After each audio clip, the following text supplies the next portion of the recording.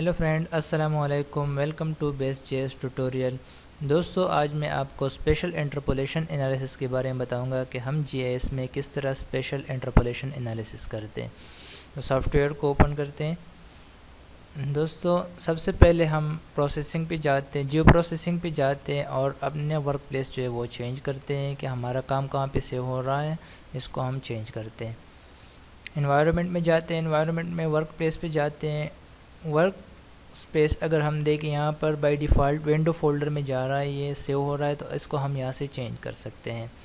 इसको ओके करते हैं और यहाँ से हम वर्क प्लेस चेंज करते हैं। यहाँ पर हम एक जियो डेटाबेस बनाते हैं।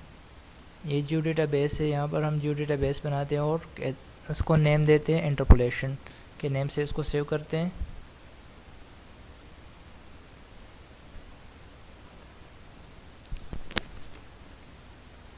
इसको ओके करते हैं, ऐड कर दिया। अब यहाँ पर भी स्ट्रेच वर्क स्पेस जो है इसको भी चेंज करते हैं, यहाँ से इसको भी इंटरपोलेशन जियो डेटाबेस में रखते हैं, ओके करते हैं। अब हम जो भी काम करेंगे वो इसी डेटाबेस में सेव होगा। तो उसके बाद हम ऐड डेटा पे जाते हैं, डेटा ऐड करते हैं स्पेशल इंटरपोलेशन के लिए। सबसे पहले अपर दीर का जो शिप फाइल है वो ऐड करते हैं। अपर दीर के लिए हम ये स्पेशल इंटरपोलेशन कर रहे हैं, तो शिप फाइल ऐड करते हैं।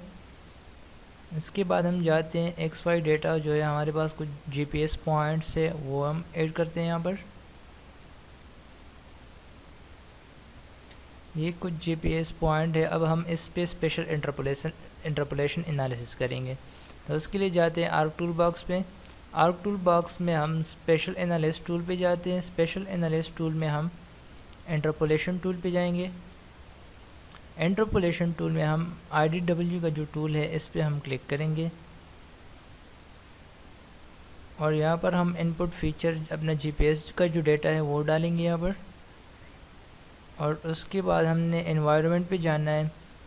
यहाँ पर आप देख सकते हैं ये जो है आउटपुट रास्टर जो है हमने जो डेटाबेस क्रिएट कर दिया वो वहाँ पर सेव हो रहा है। तो एनवायरनमेंट पे जाते हैं, यहाँ पर प्रोसेसिंग एक्सटेंड में यहाँ पर हम जो है वो अपर दीर का जो डिस्ट्रिक्ट है, same layer as a district Upper Dir, इस पर क्लिक करते हैं, same as a layer Upper Dir. और यहाँ पर आके रास्टर एनालिसिस में आके हम मास्क में अपर दीर देते हैं, क्योंकि ये इंटरपोलेशन ऐसा एनालिसिस है कि जिससे हमें नोन पॉइंट से अननोन वैल्यू जो होगी वो फाइंड होगी। तो इसके लिए लाजमी है कि हम बाउंड्री को जो है फिक्स रखें कि हमें अपर दीर का एरिया चाहिए, इसके अलावा हमें ओपन सोर्स नहीं चाहिए। अगर हम अपर दीर ना रखें तो ये पूरा का पूरा डिस्टर्ब जो होगा वो ऑटोमेटिकली ये इंटरपोलेशन में एनालिसिस में खुद लेंगे। इसको ओके करते हैं, इसको भी ओके करते हैं, थोड़ा वेट करते हैं इसके लिए।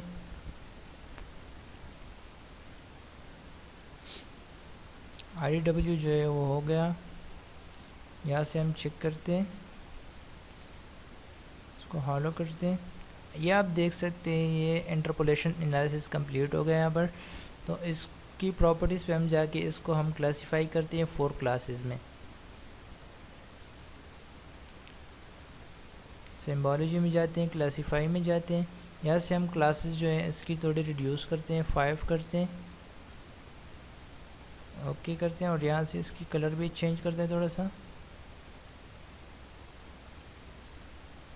इसको अप्लाई करते हैं, ओके कर दें।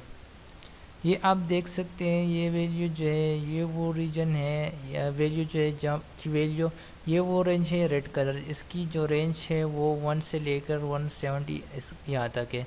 ठीक, आप देख सकते हैं यहाँ पर इंटरपोलेशन एनालिसिस कंप्लीट हो गई।